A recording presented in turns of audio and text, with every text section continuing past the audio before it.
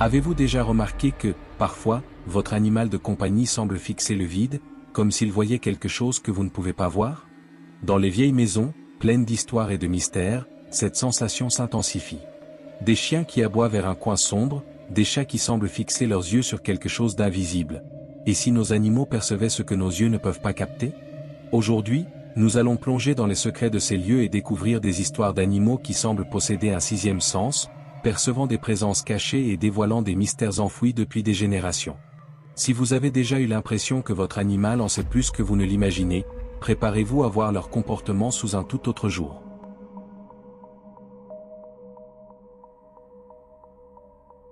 Charleston, une ville où les secrets de chaque maison semblent peser dans l'air, où les vieilles demeures, marquées par des siècles d'histoire sombre, semblent encore habitées par quelque chose d'invisible ou de profondément enfoui. Dans une de ces maisons imposantes, Sophia, jeune étudiante à la recherche d'un revenu supplémentaire, avait accepté un travail en apparence simple, s'occuper de Milo, un vieux chat noir aux yeux perçants, pendant que ses propriétaires étaient en voyage. Elle pensait que ce serait une nuit tranquille, mais elle ignorait que cette maison allait transformer sa soirée en un véritable cauchemar. Une expérience que, même aujourd'hui, elle n'ose raconter sans trembler. Avant de vous plonger dans l'histoire terrifiante de Sophia, assurez-vous de vous abonner à notre chaîne pour ne pas manquer d'autres histoires aussi troublantes. Les secrets des vieilles maisons et les frissons de l'inconnu vous attendent ici. Alors, n'oubliez pas de cliquer sur s'abonner pour découvrir encore plus de récits mystérieux. À peine installée, Sophia sentit quelque chose d'étrange. Il y avait un silence inhabituel dans cette maison, un silence si profond qu'il semblait absorber chaque son. Elle remarqua que Milo, le chat, se déplaçait toujours prudemment, avec la méfiance de ceux qui ont déjà vu l'invisible. Milo la regardait souvent d'un œil perçant, comme pour lui dire « Tu ne sais pas ce que tu fais ici ». Mais Sophia, refusant de se laisser impressionner par ces vieilles histoires, fit comme si de rien n'était. Elle avait entendu quelques rumeurs au sujet de cette maison, bien sûr, mais qui croirait aux murmures sur les âmes errantes dans la cave d'une maison du XVIIIe siècle? La nuit tomba, et Sophia, un peu fatiguée, décida de s'allonger sur le canapé du salon, Milo roulait en boule à ses pieds. C'est alors qu'elle entendit, venant du sol, un léger murmure. Son sang se glaça. Au début, elle pensa que c'était son imagination, une simple illusion sonore. Elle tenta de se raisonner. Les vieilles maisons font des bruits, le bois craque, le vent passe sous les fenêtres. Rien de surnaturel. Pourtant, ce murmure semblait différent. Il était bas, presque un souffle, mais elle distinguait un rythme, comme une voix ténue émergeant des profondeurs de la maison. Le chat se redressa brusquement, ses poils hérissés et ses oreilles tendues vers la porte du sous-sol. Sophia le fixa, pétrifiée, tandis que Milo, fixant la porte, poussa un grondement sourd qu'elle ne lui avait jamais entendu émettre. La poignée de la porte du sous-sol bougea. Sophia sentit son cœur s'arrêter. Elle essaya de bouger, mais son corps semblait figé par la peur. Milo, lui, avançait lentement vers la porte, en grondant, comme s'il pressentait quelque chose de terrifiant de l'autre côté. Le silence s'installa, mais un silence lourd, chargé de menaces invisibles. Puis, un nouveau chuchotement, plus net cette fois, résonna dans l'air. Un murmure rauque, étiré, qui semblait prononcer son prénom. Sophia. Ce son la frappa comme un coup. Elle voulut fuir, mais ses jambes restèrent clouées au sol. Le chat se retourna vers elle, ses yeux fixes comme pour la prévenir du danger. Au fond d'elle, elle savait qu'elle devait s'échapper, mais quelque chose la retenait, comme si une force obscure la maintenait en place. Le chuchotement reprit, plus insistant, plus pressant, comme si l'entité savait qu'elle était là, à l'écouter. Elle sentit une brise glaciale effleurer son cou, et dans un ultime élan de courage, elle fit un pas en arrière, se dirigeant lentement vers la porte d'entrée. Soudain, un craquement retentit derrière elle, venant de la cave. Comme si quelque chose, quelqu'un, montait les escaliers. La poignée tourna lentement, émettant un grincement insupportable, et la porte de la cave s'entr'ouvrit. Sophia la fixa, le souffle coupé, son cœur battant à un rythme infernal. Une silhouette sombre, floue, apparut derrière la porte, ses contours indistincts comme noyés dans une brume épaisse. Milo, terrifié, s'élança vers la porte d'entrée, miaulant comme jamais. Sophia ne réfléchit plus, elle courut, son instinct de survie prenant enfin le dessus. Elle quitta la maison sans se retourner, sa respiration haletante résonnant dans la nuit. Depuis cette nuit-là, Sophia refuse de parler de ce qu'elle a vu dans cette maison. Et Milo, lui aussi, semble toujours perturbé, évitant les sous-sols et réagissant violemment au moindre bruit venant d'en bas. On raconte que personne ne reste jamais longtemps dans cette maison de Charleston, que le chuchotement continue de hanter les lieux, appelant des noms dans l'obscurité de la nuit.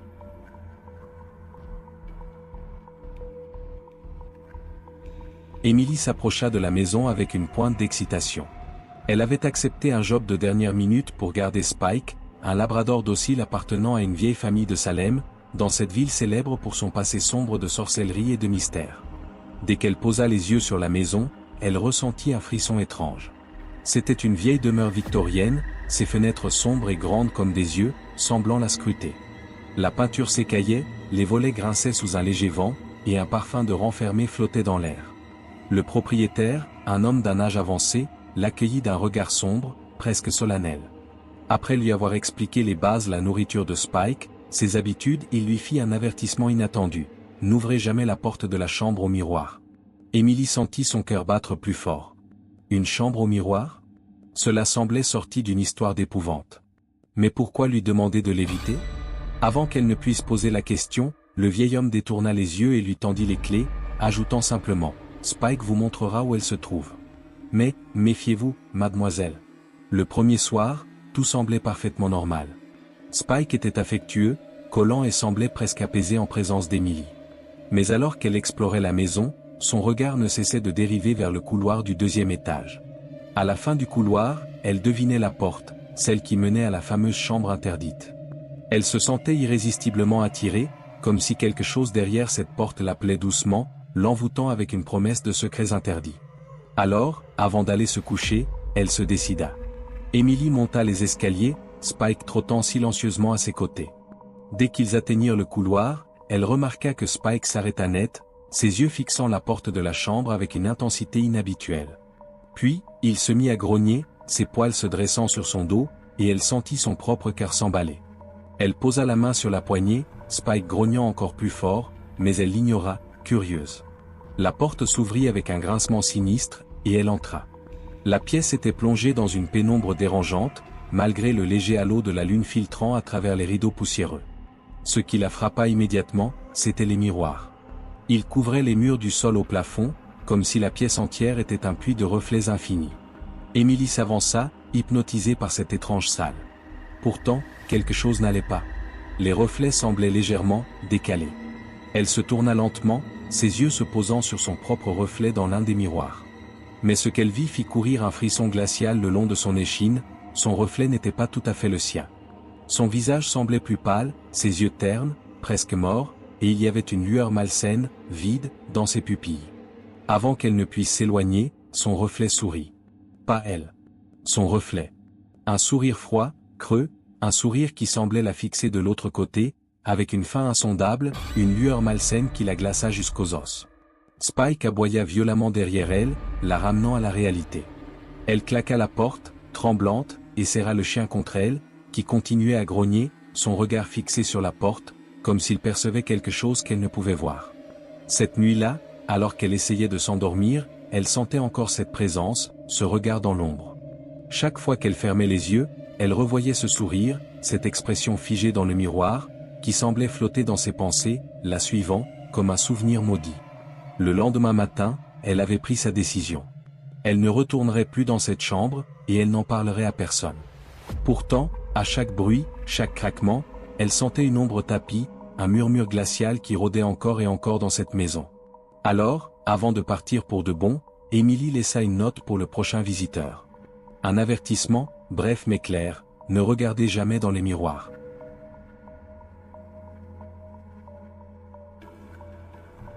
Mike s'efforça de garder son calme en franchissant le seuil de la maison victorienne. En tant que pet-sitter expérimenté, il avait passé de nombreuses nuits dans des maisons étranges et isolées, mais cette fois-ci, quelque chose le troubla dès le début. La maison, imposante et sombre, se dressait au milieu d'un jardin envahi par les mauvaises herbes, et les fenêtres semblaient l'observer, ternes et sans vie. Une atmosphère pesante planait, rendant l'air lourd, presque étouffant. C'était ici qu'il devait passer quelques nuits pour s'occuper de Max, un beagle au regard doux mais curieux. Le propriétaire, un homme d'un certain âge, lui avait confié quelques instructions essentielles: ne pas laisser Max seul dans la maison et s'assurer que toutes les portes étaient bien fermées la nuit. Puis, avant de partir, il murmura presque en chuchotant, comme un secret bien gardé: il y a des histoires sur cette maison. Ne t'inquiète pas si Max se comporte étrangement, parfois, il voit des choses. Mike haussa les épaules, se disant que cela n'était que des superstitions. Après tout, il n'avait jamais été du genre à croire aux esprits ou aux présences paranormales. Pourtant, une part de lui ne put s'empêcher de noter la tension dans la voix du propriétaire et le regard fuyant qu'il lança à l'intérieur de la maison avant de partir précipitamment. À mesure que la nuit avançait, Mike commença à remarquer des choses étranges. Dès la première soirée, Max semblait perturbé. Au lieu de jouer comme un chien normal ou de s'allonger dans son panier, il se tenait droit, fixant un coin sombre du salon, ses oreilles dressées et ses yeux remplis d'une étrange lueur d'inquiétude. Mike essaya de le rassurer, mais Max ne détournait pas le regard, comme s'il suivait quelque chose de ses yeux, quelque chose d'invisible aux yeux humains. Les heures passaient lentement, et chaque craquement, chaque ombre dans la maison résonnait plus intensément. Mike se disait que c'était le bruit du bois ancien, des tuyaux vétustes, mais la nervosité de Max commençait à le contredire. La deuxième nuit, les choses prirent une tournure plus inquiétante. En plein milieu de la nuit, Mike fut réveillé par un son étrange, un gémissement bas et prolongé. Max se tenait à côté de son lit, fixant à nouveau ce coin sombre, mais cette fois, ses poils étaient hérissés, et un léger grondement sourd résonnait dans sa gorge. C'était comme s'il cherchait à repousser quelque chose, ou quelqu'un. Alors que Mike tentait de calmer le chien, un froid glacial sembla envahir la pièce, un froid qui semblait remonter depuis le sol et se glisser sous sa peau. À cet instant, un faible murmure traversa la chambre. Un chuchotement enfantin, comme le rire léger d'un enfant. Mike se figea, son cœur battant à tout rompre. Il se leva lentement, regardant autour de lui, mais il n'y avait rien, juste Max, qui continuait de fixer cet endroit, son corps entier tendu. C'était la troisième nuit, cependant, qui le marqua à jamais. Cette fois, il avait décidé de dormir avec la lampe allumée, espérant que cela dissuaderait Max de se concentrer sur cette ombre. Mais, comme les nuits précédentes, il fut tiré de son sommeil par les hurlements de Max. Le chien se tenait à nouveau, regardant ce coin de la chambre, mais cette fois-ci, il hurlait comme jamais. Son cri résonnait dans toute la maison, comme un appel à l'aide, un son rempli de douleur et de terreur. Mike, les mains tremblantes, fixa l'endroit que Max regardait, et c'est là qu'il la vit. Une ombre, une silhouette floue, petite, fragile, comme celle d'un enfant. Elle semblait danser lentement, presque de manière enfantine, balançant d'un pied à l'autre, comme si elle jouait.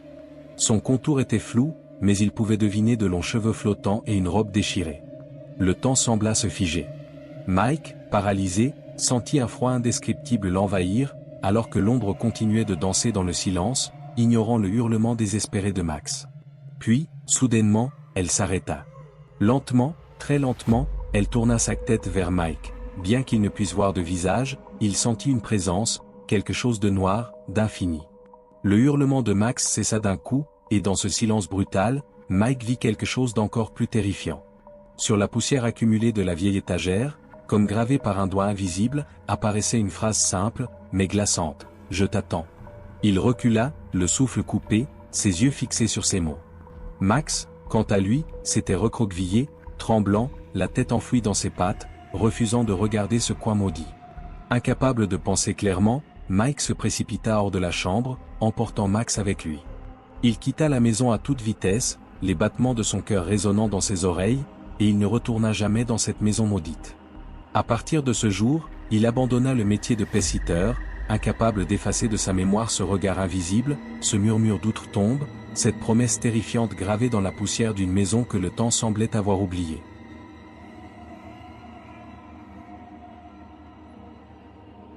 Clara était tombée amoureuse de la Nouvelle-Orléans dès le premier instant. Les rues pavées, l'air humide et épicé, les maisons anciennes qui racontaient des histoires de fantômes et de mystères. Mais cette ville avait une autre facette, une facette sombre et glaciale qu'elle n'avait pas encore découverte.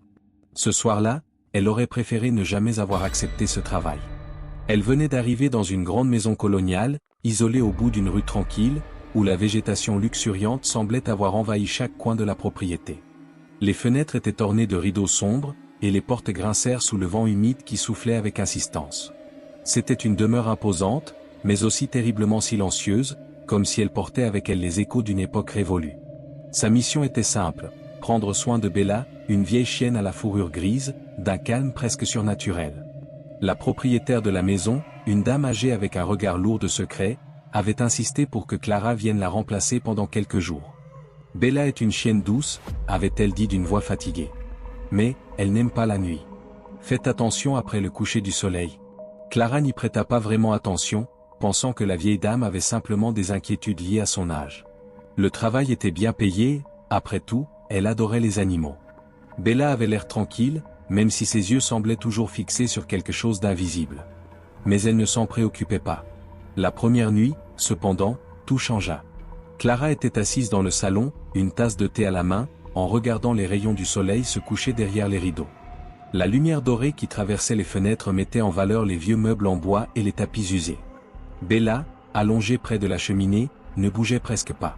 Tout semblait parfaitement normal, jusqu'à ce que les premières ombres de la nuit commencent à se former. À ce moment-là, un petit gémissement s'échappa de la gorge de Bella. D'abord faible, puis de plus en plus fort, jusqu'à ce qu'elle se lève brusquement et commence à se diriger vers la fenêtre, les yeux fixés sur l'obscurité du jardin. Clara, inquiète, se leva et s'approcha doucement de la fenêtre. C'est alors qu'elle vit quelque chose qui la fit frissonner d'effroi, une silhouette encapuchonnée, déambulant lentement à travers le jardin. La figure portait un manteau sombre et semblait se mouvoir sans bruit, comme si elle se fondait dans l'ombre elle-même. Clara, figée par la peur, se demanda si elle avait rêvé. Mais Bella, d'un coup, se mit à aboyer sauvagement, ses griffes frappant le sol avec une énergie soudaine. « Qu'est-ce qui ne va pas, Bella ?» s'écria Clara, les yeux écarquillés. La chienne continuait de hurler et de se précipiter vers la fenêtre, son corps tendu comme un ressort. Clara se haussait sur la pointe des pieds, essayant de voir mieux à travers le verre, mais la silhouette semblait s'éloigner, se fondant dans l'obscurité du jardin. Mais avant qu'elle ne puisse réagir, une voix sifflante, douce et indescriptible, se fit entendre. Elle n'avait pas de forme, ni de langue identifiable, mais Clara en eut les cheveux dressés sur la nuque. C'était un murmure profond, presque comme si le vent lui-même était possédé par des mots qu'il ne pouvait pas prononcer. Les lèvres de Clara se fermèrent instantanément. La peur l'envahit tout entière. Elle se tourna vers Bella, qui fixait toujours le jardin, une expression de terreur dans ses yeux. La chienne n'aboyait plus. Elle était paralysée, immobile, comme si elle ressentait une présence bien plus grande que celle qu'elle avait vue. Clara attendait que la silhouette disparaisse, mais rien ne se passait. La voix, presque imperceptible, continua de murmurer dans le silence de la maison. Un frisson glacé traversa l'échine de Clara. Elle se précipita vers la porte, mais au moment où elle allait la fermer, un cri perça l'air, déchirant le silence comme un couteau dans la chair. Clara se figea. Le cri venait de la cour. C'était un cri humain. Mais il n'était pas celui d'un homme. C'était celui d'un enfant. Un cri désespéré, rempli de douleur et de supplication. Un cri de quelqu'un qui avait été laissé pour mort. Les yeux de Clara s'ouvrirent en grand. Elle se précipita à la fenêtre pour regarder à nouveau. La silhouette encapuchonnée n'était plus là, mais ce qu'elle vit la laissa sans voix. Le jardin était toujours aussi sombre, mais sur le sol, dans l'ombre des arbres, des empreintes fraîches s'étaient formées. Elle s'étirait lentement à travers la pelouse, comme si quelqu'un ou quelque chose venait de marcher là. Mais il n'y avait personne. Bella, quant à elle, était figée, ses yeux fixés sur un point invisible, comme si elle voyait une menace invisible rôder dans l'obscurité. Elle se tourna brusquement vers Clara, et dans son regard, la chienne semblait implorer que quelque chose soit fait. Quelque chose qu'elle savait et que Clara n'avait pas encore compris. Le cœur battant, Clara s'approcha lentement de la porte du jardin. Chaque mouvement semblait briser le silence lourd qui enveloppait la maison. En ouvrant la porte, elle entendit à nouveau cette voix, plus proche cette fois. Les murmures s'intensifiaient, presque comme si quelqu'un se tenait juste derrière elle, prêt à lui souffler des mots à l'oreille. Mais quand elle se retourna, il n'y avait rien. Un frisson de terreur la traversa, mais la curiosité l'emporta. Elle s'avança dans la cour, les pas résonnant sur le pavé humide. Alors qu'elle avançait, quelque chose attira son attention dans le coin du jardin, près de la vieille fontaine. Là, elle aperçut une ombre, une silhouette à peine visible, immobile. C'était une petite silhouette, presque enfantine. Mais ce n'était pas un enfant vivant. La voix souffla encore dans ses oreilles, et Clara sentit l'air se refroidir autour d'elle.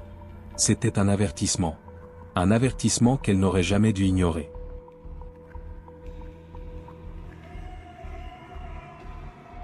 David n'était pas du genre à se laisser impressionner par les histoires de fantômes ou les légendes d'Édimbourg.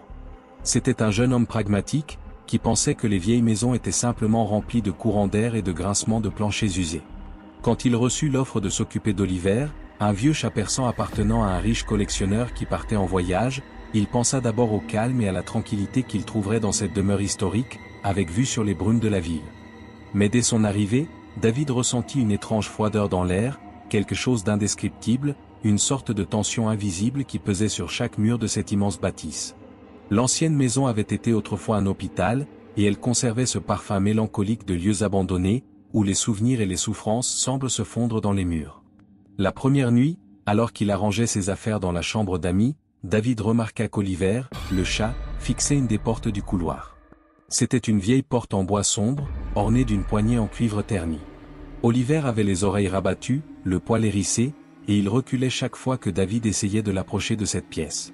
Intrigué, David tenta de rassurer le chat, le prenant dans ses bras et lui caressant doucement la tête, mais Oliver se débattit, sauta de ses bras et disparut dans un coin de la maison, loin de cette porte. Si cette histoire vous intrigue, abonnez-vous à notre chaîne pour ne manquer aucun de ces récits glaçants. Entrez dans les mystères les plus sombres d'Édimbourg, et laissez-vous emporter par des histoires qui vous empêcheront de dormir. L'inquiétude de David grandissait. Que pouvait-il bien y avoir derrière cette porte pour que le chat réagisse ainsi? Ce n'était pourtant qu'une pièce, sans décoration particulière, rien qu'une simple chambre vide.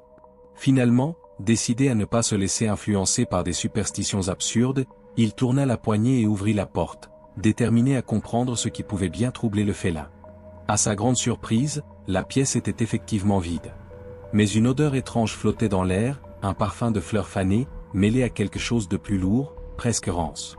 Les murs étaient d'un gris pâle, et la seule fenêtre était couverte de poussière, laissant passer une lumière blanchâtre et sinistre. David sentit un frisson parcourir sa colonne vertébrale, comme si cette pièce renfermait un secret invisible, une présence impalpable, quelque chose d'ancien et de terriblement familier, comme un murmure venu du passé. La nuit tomba rapidement sur Édimbourg, et la maison, avec ses couloirs sombres et ses pièces silencieuses, semblait s'enfoncer dans une atmosphère de plus en plus oppressante. David avait du mal à trouver le sommeil, une inquiétude sourde l'empêchant de se détendre. Il n'arrivait pas à chasser de son esprit cette chambre vide, cette odeur étrange, et l'image d'Oliver fuyant la porte comme s'il avait perçu une menace invisible. Aux alentours de 3 heures du matin, un bruit le réveilla en sursaut. C'était un son léger, un grattement, comme si quelqu'un ou quelque chose essayait d'ouvrir la porte de cette chambre interdite. David se redressa, le cœur battant à tout rompre, et aperçut Oliver, assis devant la porte, fixant intensément la poignée, ses yeux brillant d'une peur irrépressible. Le chat ne faisait aucun bruit, mais son corps tendu trahissait une terreur profonde. Rassemblant son courage, David sortit du lit et se dirigea lentement vers la porte. Le grattement s'interrompit soudainement, laissant place à un silence total, presque assourdissant. Il prit une profonde inspiration, posa sa main sur la poignée et ouvrit doucement la porte. La pièce était plongée dans l'obscurité, mais une forme pâle semblait se dessiner dans le coin de la chambre. C'était une silhouette humaine, translucide, une femme aux cheveux longs, vêtue d'une robe blanche délavée par le temps. Ses yeux étaient vides, perdus dans le néant, et son visage portait une expression de tristesse infinie.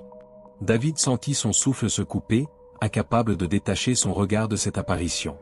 Avant qu'il ne puisse reculer, la figure tourna lentement la tête vers lui, dans un murmure glacé, articula ces mots, « Il ne devait jamais revenir ». Les jambes de David se dérobèrent sous lui. Chaque mot résonnait dans sa tête comme un écho sinistre. Cette voix, elle était chargée de douleur, de colère, et de quelque chose d'encore plus sombre, une malédiction ancienne qui semblait liée à cette maison. Pris de panique, il recula, cherchant à fuir, mais ses pieds semblaient enracinés au sol. La figure fit un pas vers lui, et il sentit une vague de froid l'envahir, paralysant chaque muscle de son corps. Oliver, quant à lui, miaulait désespérément, comme pour réveiller son maître de ce cauchemar éveillé. Finalement, dans un élan de terreur pure, David se retourna, attrapa le chat et se précipita hors de la pièce, claquant la porte derrière lui.